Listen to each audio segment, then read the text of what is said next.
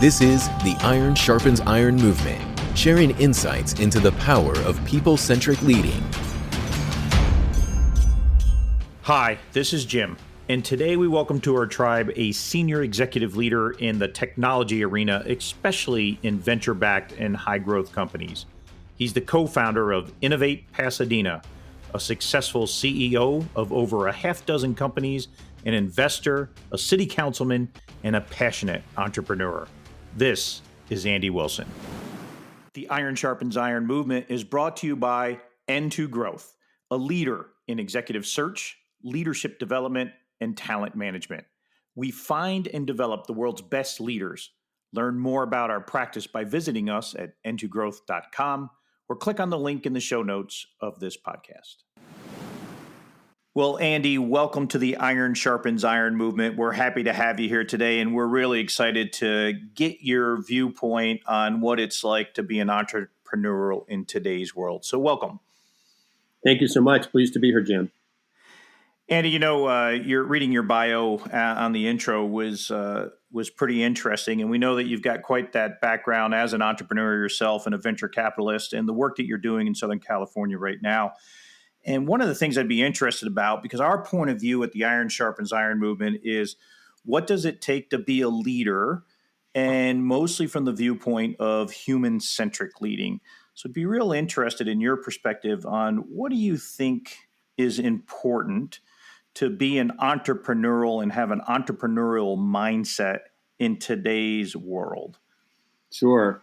And I appreciate that question. I also think to make this relevant to the largest group possible, I want to think about entrepreneurship through a wide lens. It's not necessarily the prototypical guy or gal in Silicon Valley, raising VC. I think we all can live entrepreneurial lives. So that could be within a corporate enterprise. It could be in a social enterprise. So I think entrepreneurship is a pretty universal skill. Agreed. And to me, it is even less so than a skill. It's probably a mindset. And clearly, to be an entrepreneur, there are a certain set of technical skills, especially perhaps if you go down the route of the Silicon Valley startup guy or gal. But I think there's more importantly just the way you look at the world. And I think of myself as an entrepreneur in the broader category. And maybe I could talk just for a few minutes about how I look at the world, and I think others who have that entrepreneurial mindset may look at it a similar way. And sure. It's really about looking for opportunity, and I think and it can be an affliction in the sense that anytime you see something that's not working well or something that's problematic, your brain immediately spins up what new approaches or what new ideas or what new products or what new strategies can be developed and tested to kind of bring a solution forward. So I think it's really a view of looking for solutions. So, challenges means solutions, and how do you find those solutions? As a quick example, our work at the Alliance here in Southern California is about building the Southern California ecosystem. And you can imagine for any kind of not-for-profit community building organization, doing convenings and events are an important way of kind of bringing people together and activating and energizing community. But of course, here we are in the midst of the coronavirus, right? And those types of activities, don't work or are not permitted, right? So what can you do? You can sit and say, gosh, I'm going to wait this out. What a bummer. In our view, literally a few days as we saw this coming, of course, we postponed a number of key convenings that we had on the calendar, and that was disappointing. We'd put a fair amount of work in putting those together. But immediately, I said, hey, we're about Southern California innovation. We're super well connected with the innovation community. And we also have a strong set of corporate partners who value innovation. Why don't we become kind of the catalyst or the enabler and the convener of setting up a number of corporate-sponsored innovation challenges that are focused on unanticipated impacts as a result of the coronavirus, right? So that's a quick pivot, yeah. I mean, it wasn't like let's sit here and kind of cry on our soup. But literally, 3 days later, I'm like, let's talk to our friends at Techstars and see what they think. Let's talk to some corporates. And that was, a month ago. And we're now kind of, tuning some specific challenges with cash prizes. And I think about, I call it the silver lining, right? You can't control the future, but when the future, unrolls, it's how you respond to the future. And I think, this kind of entrepreneurial mindset is looked for the opportunity rather than kind of saying, gosh, I wish this didn't happen. So we're, spinning up a set of challenges there. And the other kind of example I'll give you that's kind of similar is we have a set of relationships with the top research universities in Southern California. And one of our marquee events is this first look where we bring corporates and investors and mentors and operators to kind of get a sneak preview of 20 to 30 of the most interesting innovation companies in kind of a demo day format. And now we're looking at doing this kind of as a virtual showcase built around targeted technology. So it's not a direct substitute because the parameters are different. But the question is, there is an opportunity to deliver value, and when the parameters change, you kind of pivot yourself and look for ways to creatively deliver against the most current parameters. So I think my wife says, every time I see something that's not working well, it's I don't complain. I look at kind of, for first and how you can do that. It's kind of a glass is half full point of view rather than the glass is half empty. No, I think this is an awesome topic because it's so relative to today's situation. You mentioned about the coronavirus pandemic, and for our listening audience, we are recording this still in the midst of it. We are right at about May 1st during this recording, and this is when some of the states are going to ease restrictions, and we'll see what the stay-at-home restrictions end up being like. So in the context of this conversation, we're still in the pandemic. And it's really interesting, Andy, that when you talked about, searching for opportunities, there's probably no greater period of time in our lifetimes when the opportunity is now for somebody to look to solve some of these solutions, whether it's, what is a restaurant going to look like? What is airlines going to look like? You name it. The entire world has changed in the context of what this pandemic has created for us. So there's certainly a lot of opportunity. I'll give you a quick example of how I think you would like this. I'm in rural Vermont, and the local hardware store spent their very fine amount of money, I'm sure, finances, on a commercial this week. And they said, we are your people to install plexiglass wherever you need it. And I thought, and I was like, that's genius. That's genius. They were just the local hardware store, but now they're coming out and going, we know for a fact your locations are going to change. It's probably, the plexiglass you see at the checkout stands, or if they're going to do that in a restaurant. And I'm like, that person saw the opportunity and is taking advantage of it. That's rapidly pivoting. Right. And I think the other thing that's unique in this time, and I hope it's a once in a lifetime experience. Let's hope it's once. Right. Yeah, ask my elder son, who's a senior in high school, who thought he would be having the time of his life, and he's in quarantine. But there is kind of, once again, a silver lining here, and you kind of alluded to it, Jim. Is when you build an entrepreneurial venture, certainly having a good idea is a starting point, but it's really just the beginning. That the most difficult thing in building a new venture is kind of figuring out customer demand and product market fit. And that a lot of times can be a journey, a lengthy journey. But in a world where, and go to your hardware store example, if they can actually do that well, understand how to fabricate efficiently and cost effectively, they actually could turn this into a massive growth opportunity. And under normal times, if they added a new product and everything's kind of growing or kind of, it's very incremental, right? We're kind of status quo. Maybe they move the revenue needle a little bit here and there. So in these kind of disruptive times, there is a real window of opportunity to kind of get a massive tailwind, right, and create kind of new product lines and new businesses at a rate that is simply unheard of. You bet. Do you find, Andy, when people are coming up with these ideas, when someone is living in the glass is half full mindset all the time, they're a victor instead of a victim. Do you see, is there any relation to generations?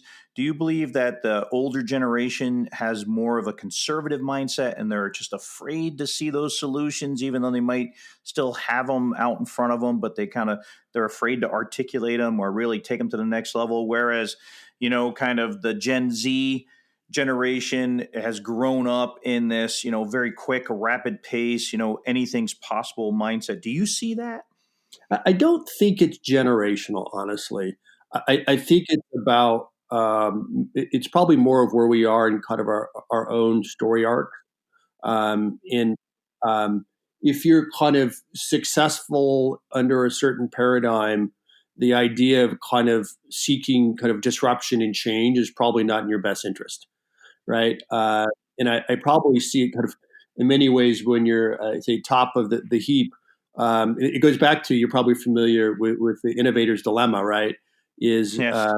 When you're really ahead and a market leader, the idea of kind of reinventing yourself is kind of anathema, right? Why would I possibly do that? And I think as we get further along in our careers and well established, we've kind of got to that place by developing a certain expertise and having a certain set of skills and maybe have a certain set of network. And the idea of kind of retooling and disrupting, it certainly is probably daunting. Number one, typically we require a burst of energy, and I think the reality is, and this is kind of purely human nature, is when you shake the apple cart, and if you're on the top of the apple cart, you may not end back up on the top again, right? When you move things around again. So the idea of kind of holding on to the position in your worldview and your mindset, it makes sense as we're kind of further along and more successful.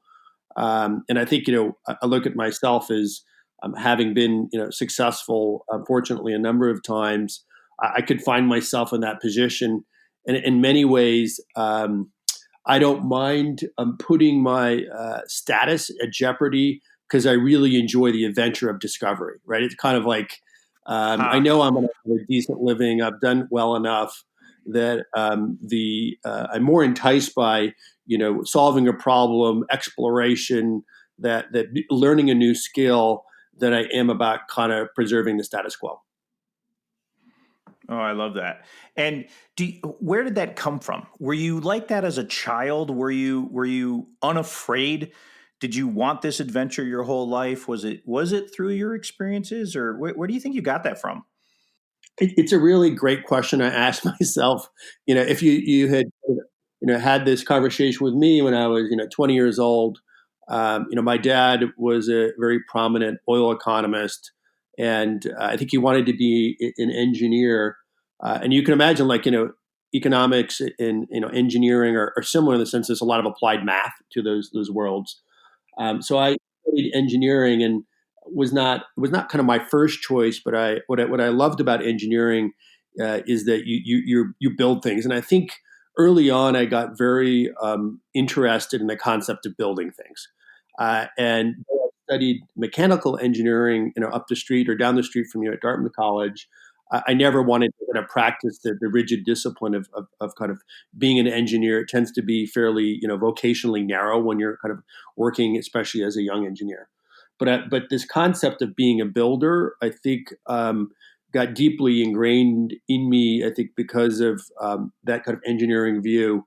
And what I've come to realize, to build bold things, you have to take risk, right? And I never saw myself as a risk taker, but I saw myself as a builder. And probably in my late 20s, I came to realize that if you were going to do things that mattered and kind of that were seismic and kind of transformational, that you had to take risks. And my desire to kind of do things that matter, that kind of inclination, that had stronger gravity than my kind of my more conservative, let's plan everything out, let's not fail, kind of, more this kind of rigid predictability driven mindset was superseded by my pure appetite to do transformational things. And I think it was kind of a muscle, and those muscles were actually working in the opposite direction. And I think it was scary, doing things that were unpredictable, and frankly, finding failure, right, and looking at that not as a a black mark, but more as something on the pathway to success. What is that Edison quote that he didn't fail 10,000 times, he just found 10,000 ways not to do it. That's right. I think it's turned it on its head, and we're not trained to think that way. But I think if you're deeply committed to transformational work, whether that be literally in building a product or starting a not-for-profit or changing something, you have to put yourself out there.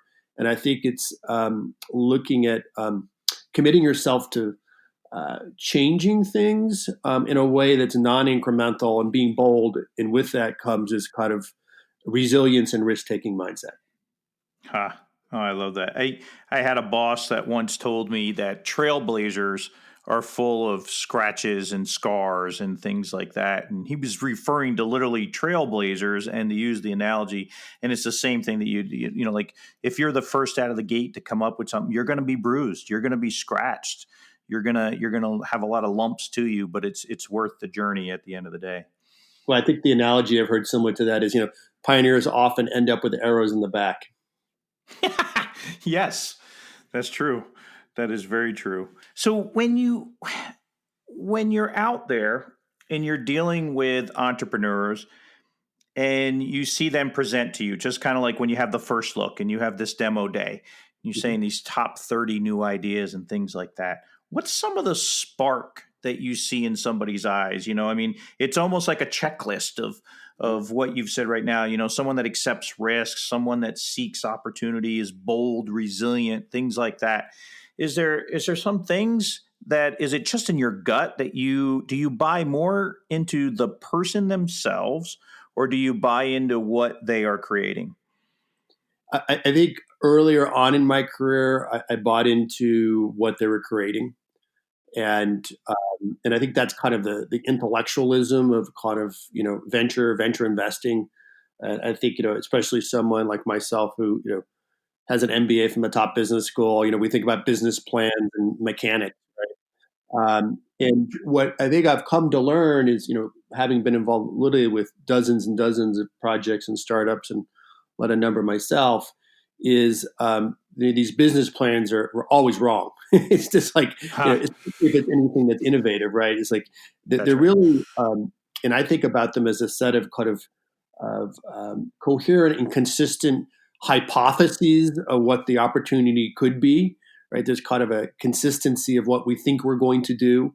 But the unknowns are typically so expansive, especially I'm talking about early stage, that what ends up happening through that journey, that educational journey of discovery, that the business or the opportunity is often quite different, right? So if you put all the weight on, hey, Jim presented this great business plan and it's a great idea, I think that's a little naive in the sense that 99% of the times, and I'm talking, new to the world type products, right? Breakthrough product.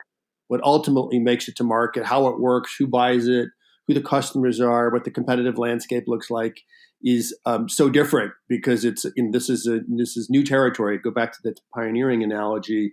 So it's really the person who can assimilate and adapt. I think what we find most often is in those companies, the kernel of the problem they're solving tends to be the same, right? But it's more the what is the same, but the how changes quite radically. And that's all the details about how you do it. And that ends up kind of getting discovered as you go on this journey. It's kind of piece by piece, these assumptions get get tighter and tighter, and you actually figure out how to build a product in a company. So that's a very long answer to saying someone who can assimilate that information and who can be agile and adaptive, who obviously has intelligence to do that, but kind of situational awareness and agility are probably more important characteristics than the brilliant PhD who's solved a very discrete problem at a point in time. Do you look for, talk to me about how you view diversity of experiences with someone coming up, because this is kind of a lead into, if someone just goes to the finest levels of education and has this PhD and all of that, and you would think, oh, they're the best person, but the realities are probably not. Mm-hmm. How do you view diversity of experiences in someone's life, or even just diversity in itself, about if it's a team of people presenting to you? How deep do you look into that? Um, Diversity is, I think, such an important dimension to innovation. I'm here in Pasadena, and just up the street is Caltech. And you may know that a year ago, Frances Arnold won the Nobel Prize in Chemistry. And her work was in biochemistry, and it really allowed the diversity of how genetics and kind of biology works to solve kind of biological problems and trying to create therapeutics and solutions. And so she has this great quote that diversity is the fuel of innovation, because that was the thesis of how her biology and what she won the Nobel Prize for. And I used to kind of, I don't want to say poo-poo, but the idea of diversity, yeah, it's a great thing, but does it really matter? And as I've really studied innovation and entrepreneurship for the last 10 or 20 years, I can tell you that having disparate views is mission critical to creative problem solving, right? If we all came from the same stock and had the same experience, we're probably going to approach solutions in a very homogeneous way. And so we fundamentally think that diversity is a competitive advantage, and we're somewhat biased because Southern California, as you probably know, is one of the most diverse kind of communities in the United States, because we're at the intersection of South and Central America and Asia, and there's just so many cultures mashing up here, and we think that is part of our superpower. I think it's a little bit different than the superpower that was in Silicon Valley, where I think they've struggled for diversity, and I think they had an innovative playbook, and they kind of replicated that playbook very effectively and created kind of a baseline of how innovation occurs. But I think when it comes to disrupting the next wave, I think having more diverse voices, more points of view. And I think there needs to be, commonality around, mission and values, but how we think about what the problems are, and what our customer base looks like, and how we can solve those problems. Having voices and experiences that are different will allow kind of the broadest range of ideation, and I think the boldest solution will come from that. So, as you can probably tell, we're very bullish on that, maybe a bit self-serving given where we are. But I want to talk a little bit about individual experiences, since you asked about it. Sure. I think in the world, and I see a lot of different types of startups, and I'll kind of, to simplify, kind of talk about two types. One is the business to consumer, or B2C, and the other one is B2B, business to business. My expertise is very much in the business to business world. And I think in those businesses and those startups, having domain knowledge around how an industry or supply chain works, or how customer works, is very critical to success. A young graduate out of MIT who's never worked in high-tech manufacturing and doesn't know anything about how supply chain works is going to have a very tough time disrupting it. So I think in some kind of established industries, you need to kind of be an insider and then figure out how to be an outsider in terms of looking at creative problems. I think when it comes to consumer models, hey, we're all brought up and raised as consumers. I think early on, you could, as a high school student, as a college student, you can have very clever ideas around, consumer experience. You asked about generational behaviors, and I think, the younger generation, understands where consumerism is going, and I think we see innovation kind of on a forward-looking basis for that demographic tending to be driven by people who tend to be younger versus folks like my age. So I think there's different lenses, So I think having experience in industry is important if you're playing in the B2B space. That being said, if you were part of a small startup team, it's very different than being part of an established enterprise where you have specialization, right? You are the sales partner manager for the semiconductor industry for North America, right? In a startup, you are the chef and the chief bottle washer and all those things together. So being more kind of multidisciplined early stage and early stage team is mission critical. Just because you can't have all the skills in day one in the team, right? So as teams mature, you tend to see greater levels of specialization. But if you're early on, the idea of having somebody who can bring one or two skill sets, who can be the finance and the operations guy, or the sales lead and the channel partner and the head of pricing and analytics, right? Looking Right. for some logical bundling. As kind of when these things start, it tends to be one person. So in that case, they're fully vertically integrated because it's one person. That's right. Mentioned. So hopefully that was helpful. So when you look at that person and they've got 15 hats on, how much, and you mentioned earlier too about resilience, how much does it play in having kind of that Johnny Hustle type of attitude, the one that will work, for whatever it takes, a high level of grit, Mm-hmm. resilience, things like that? How important of a role does that play when in these early stage Yeah. experiences for someone? I think it's probably one of the most important skills. As we all know, most new businesses fail, and the more adventurous your business and kind of breakthrough it is, the probability of failure is even greater. So, one is failure could be, hey, your business doesn't make it and you've tried. By the way, there's a whole conversation about, was it a bad idea or haven't you, go back to the Edison thing. I've only tried 9,999 times and I need to try 10,000 to get the light to work. Right. So it's always kind of a balancing act of, when do you move on from a specific project? But, when you're doing something entirely new, in the world is built around status quo, you're going to run into a lot of skeptics, right? And there are a lot of people who have disincentives to do new things.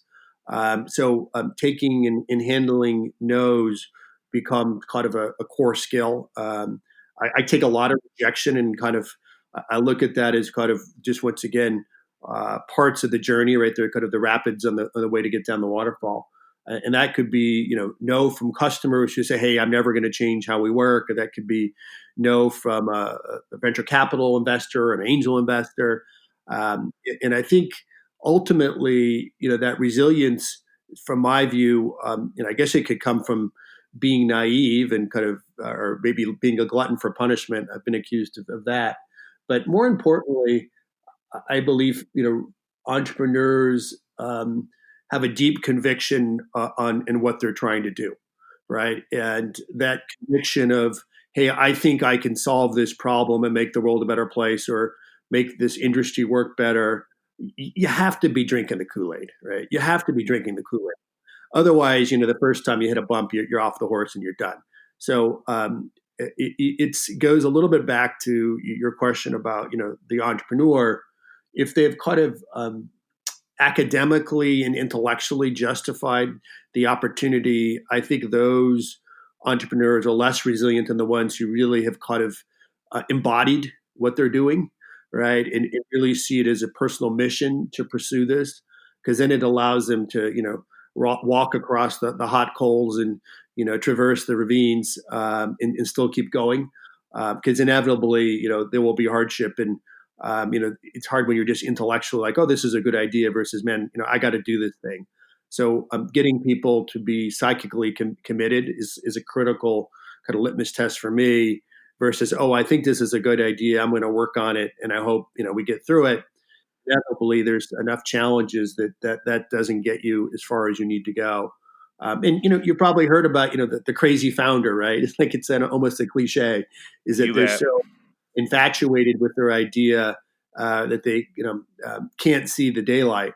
And I think that's a balancing act, right? Is you have to maintain a certain level of awareness, as I said before, situational awareness to figure out how to be agile and adapt. But you also need to maintain a level of commitment to the vision and the problem you're solving, because that's the psychic energy that keeps you going. So, Andy, let's flip it. And as a venture capitalist or a sponsor to some of these things, and you have these entrepreneurs that are so bought in, the crazy founder, so bought in, they believe it is the best idea in the world, and they've been thinking about it in their head forever. They're taking action on it, all of those things, and it's really a horrible idea. It's a horrible thing that just there's no real need for this. How do you handle that? How do you handle letting them know that? Do you just pull the Band-Aid back? Do you draw a roadmap for them to see that there's really no reason for this? How do you do it from that side of the house? So that does happen, as you might imagine. In there's two categories. I'll get like the academics who are researchers, and there's a lot of interesting problems to get educated about, right? And kind of, but doesn't mean there's commercial application, right? People will actually see value in it, or if there is value in it, it could be really hard to monetize. So, as a venture capitalist, the job of venture capitalists is to allocate risk capital to generate returns. And so even though this could be, let's say, beneficial to society, but if there's no customer who may ever want to pay for it, that could be a bad investment, right? So I think that's kind of scenario one. And once again, there are a lot of good kind of research is done in that area, but it finds a tough way, or they're tough transition or translation into markets. And the second one is kind of a derivative of that. It could be really interesting, but the problem is only held by a very few people, so the market's really small. And you may have heard the cliche that every VC wants $1 billion company, and what I think they're telling you is that building a new to the world startup is incredibly difficult, and so if you're going to go through that journey, it better be worth kind of the effort. Like the payoff's got to be there. And if you put yourself in the shoes of the VC, they're making a bunch of bets where, go back to our pioneer analogy, most of them get killed with arrows in the back. So the one who actually goes a distance, there better be a pot of gold. Otherwise, they've lost a lot of money on all the other, ill-fated missions. And if this is kind of a single or a double, and they had 8 other ventures kind of go sideways, which is a typical number, then their business model doesn't work as a VC, right? So I used to think it was pretty obnoxious, like, hey, it's got to be $1 billion business. I'm like, no, this is going to be a great $50 million business. And I think in the world of, I don't want to say pulling lottery tickets, but there is kind of the jackpot better be pretty big in that scenario. So I think that's another kind of area where investors, I think shrewd investors, say, hey, that's just not a business for us, given the risk reward profile. I think then the last one is it's just a bad idea, and I do see those, and it's not like they're people wouldn't be presenting stuff if they personally didn't think it was a good idea. The question is where is the failing, and mostly it's around market opportunity or potentially looking for massive market transitions. Like everyone would have to change the way this happens for this product to work, and there's lots of structure that are kind of prerequisites to having your idea be successful. So they haven't thought about the circumstances of which that would be true. The final kind of this observation I'd make here is I happen to have worked with the folks at Idea Lab here in Pasadena, which is probably one of the most prolific incubators in the world, run by a guy named Bill Gross, who's a Caltech grad. And he did a set of studies, and they've created over 150 companies. And Bill is a super smart guy, I assure you. But only a small portion of them have been successful. And the number one driver of success and failure for all of his companies was market readiness. So, and most often he was too early, right? And I think the smarter the entrepreneur, in some ways, they can look so far around the corner that you can be there, with the flying car, but no one has any airports to park them in, and all these things. So understanding that there needs to be kind of a readiness, or industry readiness, some customer readiness. You obviously want to be early to the market as the innovator, but if you're way ahead of the market, you could be there kind of doing all the exploration and never get any revenue achievement. So being too early can be is just as bad or as being too late, right? Kind of like the market's already saturated and you're creating one of the commodity products. So those are kind of some of the lenses that I would use around, is this a good idea? I'm a big believer in fate and timing, and that market readiness kind of resonates with that. And it seems like it's so obvious, but the realities are a lot of that is only obvious once you reflect back upon it. And you just said you hit the sweet spot, basically. Well, I look at the company that I was, fortunate to be involved with that came out of Idea Lab, invented paid search for Google and Yahoo. And so, if you may remember, many years ago when search was first coming online, it was just finding information, and there was no monetization engine behind that. And then Idea Lab came up with a company originally called GoTo that became Overture Services that invented the idea of matching kind of commercial offers to search results and looking at search as an expression of kind of commercial intent. Like I'm looking for something, best places to stay in Hawaii. Well, that could give me a list from a travel guide, or it could give me a bunch of hotel listings. And so we invented that capability in many ways. The company, we sold that to Yahoo for a couple $1 billion, but Google created a $1 trillion company, right? So we were first to market, and Google makes all of its money by paid search, but and we had a bunch of conversations because Google was struggling to figure out if it could have a business model. They were an enterprise search appliance company, but they understood what we did, and we ended up licensing that technology to them, and they obviously changed the world with respect to how search works, and created many multiples more value for their company than we did at Overture, though it was still a good outcome.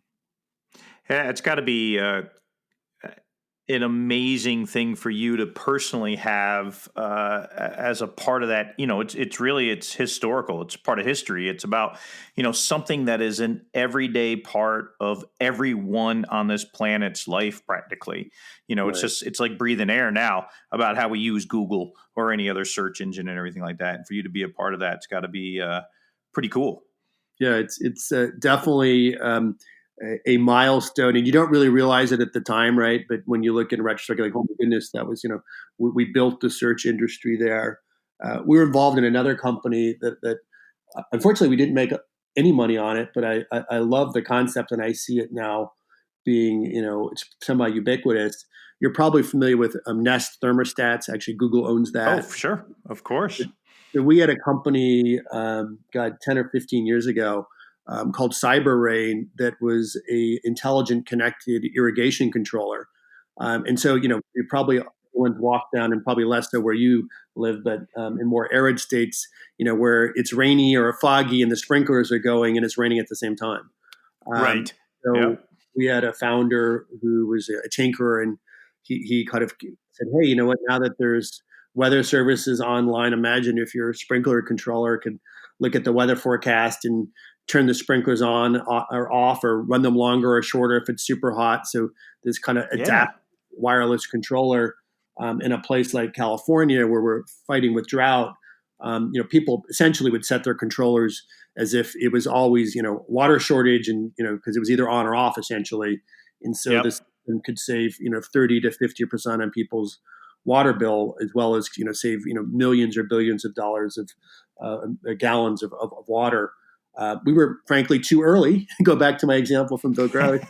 And now there are literally, hundreds of controllers, and we were trying to educate the market, and ended up selling a lot to kind of parks, park and recreation departments and high school campuses and universities, and always wanted to figure out how to get into to mainstream. And now that's happening with that type of product, just like we've seen Nest controllers make their way into people's homes. So once again, a bunch of these kind of innovations. Some of them you make money on, some of them you don't. But it's always fun to be on the front line of exploring of, what could we do but next to, make the world a better place. Yeah, you bet. It's interesting too because there's probably, everybody that's listening to this, I'm sure had one great idea at least in their lifetime that said, I thought about that first, but never acted on it. And even if it wasn't totally successful, at least you acted on some of these things that are just fantastic. And again, it goes back to the market readiness example because it is, that makes so much sense. And today that you see it being applied, you were too early. What is probably the most innovative thing that you have seen or was presented to you? And, without exposing secrets or anything that's not on the market now, but what was the one thing that you were like, wow, I cannot believe I just heard somebody say this and it's going to be amazing? Yeah. I mean, I'm not going to say anything super profound, but I think these shared transportation services have been wildly kind of changed the way we live and work. And obviously, it's a little bit of a weird time with the coronavirus and the pandemic. But I look at the implications of like an Uber and a Lyft, just in terms of the rental car industry, the desire and willingness of the next generation to even want vehicles. I have an 18-year-old son who doesn't have a driver's license. It's frankly cheaper for me to pay, give him a couple $100s a month for Lyft allowance or Uber allowance than it is to put him on my car insurance. True. And I don't have to worry about a young, inexperienced driver, not to suggest my kid would ever consider having a cocktail because he's only 18, but you can imagine peace of mind, and I know where he is. And so I look at, and then that obviously has become, a vehicle, important method for, Uber Eats and delivery, especially in a time like today where we are not going to restaurants. So seems like kind of it's a business model innovation. We always had cars and we had taxis, right? And something like, Uber has just, really changed things up. And as you mentioned in my bio, I'm also a part-time city council person, and one of our responsibilities is public transit. And I can't help when I see 30 feet bus running at night with two people on them. Like, why aren't we popping those people into a Uber system or a Lyft system? Yes. I mean, it doesn't make any sense. And of course, go back to the fixed mindset. The people who are transportation planners are used to buying buses and having bus routes, and so I'm always kind of needling them to say, hey, that was, a solution that made sense, 20 years ago, but think about the problem we're trying to solve. And, a very similar example to this, I was talking about our access service, which is, the senior, taking a senior to like a doctor's appointment and make an arrangement 5 days beforehand, right? Like, and it costs us, the average ride is like $30 because we have a minivan going around. And if you look at the distance of the ride, it's 2 miles, right? So, you could be doing that for $5 or $7 and think about the, scheduling that ride 5 minutes before the senior needs to go, right? So there's nothing wrong with, these access bus services when they were conceptualized, but we've gotten stuck into kind of, rinse and repeat mindsets of how we deliver value. And so it's really important that we kind of keep our minds open to where change and could occur, and if we have ideas for change, to champion them. I think, as you said, a lot of people have creative and interesting ideas, and I get lots of people saying, I have a great idea. And I said, well, today it's so easy to take an idea and start doing something about it using, cloud computing and Amazon and open source, that if you're really committed, go spend a little of your free time and, do a minimum viable product or a proof of concept, because people are less interested in creative ideas, are actually interested in someone being on the journey of discovery to doing something transformational, right? Not talking about the trip, not looking at the travel brochure, but having left the dock, right? And we need to get people to leave the dock and show that they're ready to go on that journey. And those are the ones, hopefully, good news is enough of them make that journey and get to that pot of gold. That it's really how our economy transforms itself. And I think especially as we look at the next 12 to 24 months, as we need to dig ourselves out of these circumstances, I'm hopeful that creative and entrepreneurial and innovative thinking will play a critical role as we pull ourselves out of this rut and try to get to ourselves to a place of prosperity.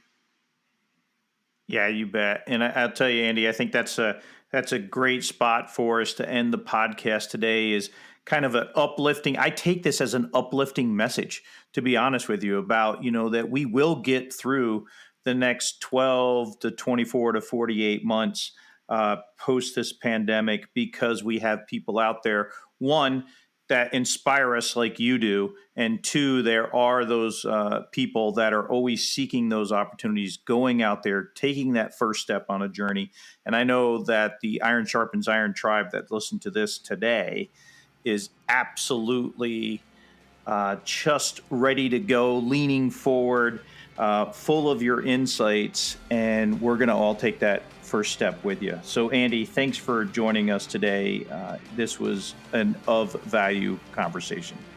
Thanks, Jim. Really appreciate it. Be well. Thanks for joining our leadership movement this week. Talking to Andy about how diversity is the true fuel of innovation was inspiring from a leadership perspective for sure. Don't forget, our show notes are posted on the website with key leader takeaways and suggested action plans. And be sure to subscribe to the podcast and tell a friend so we can continue to build our tribe. Join our Facebook group to get even more behind-the-scenes action and exclusive content for leaders.